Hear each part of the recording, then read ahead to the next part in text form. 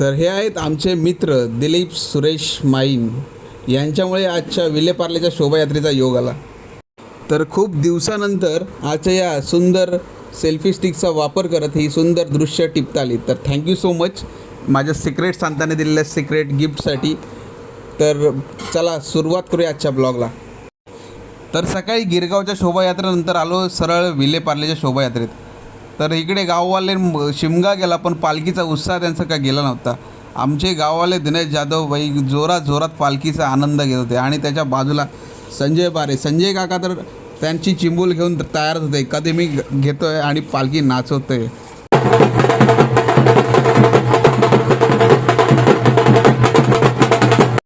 तर कोकणातला शिमगा तर होऊन गेला होता, पण कोकणातला शिमग्याचा हँगओव्हर काय अजून जात नव्हता.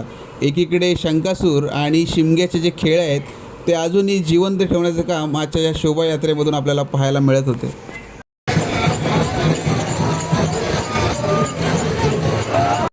आणि अशाच प्रकारच्या अनेक गोष्टी आजच्या या शोभायात्रेत पाहायला मिळाल्या.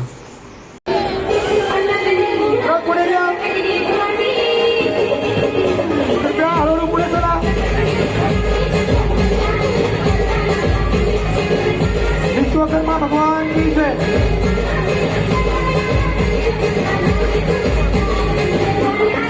हमारे बीच मेवाड़ महिला मंडल के कंचन बेग सिंघवी,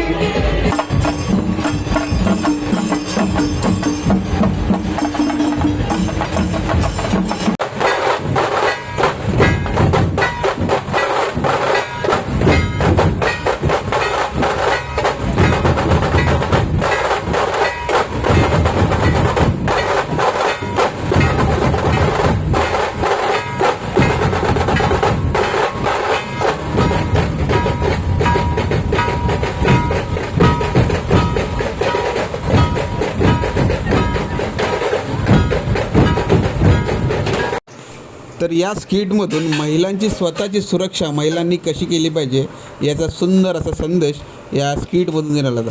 महिलांनी स्वतःचा बचाव कसा केला पाहिजे हे या आजच्या स्किटमधून त्याने दाखवून दिलं.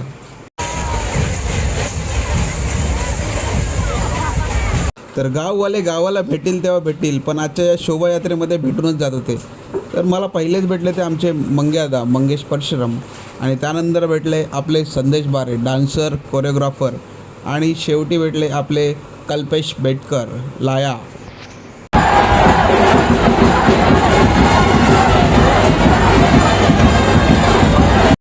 तर 10 वाजले तशी शोभायात्रा संपली आणि सर्वांनी पॅकअप करून सर्व घरी निघाले.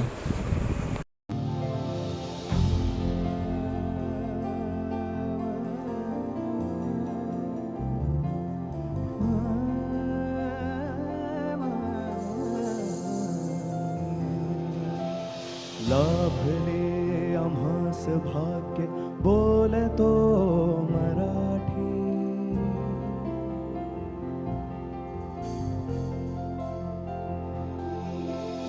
लाभले आम्हास भाग्य बोलतो मराठी. लाभले आम्हास भाग्य बोलतो मराठी. जाहलो खरेच धन्य ऐकतो मराठी. बोलतो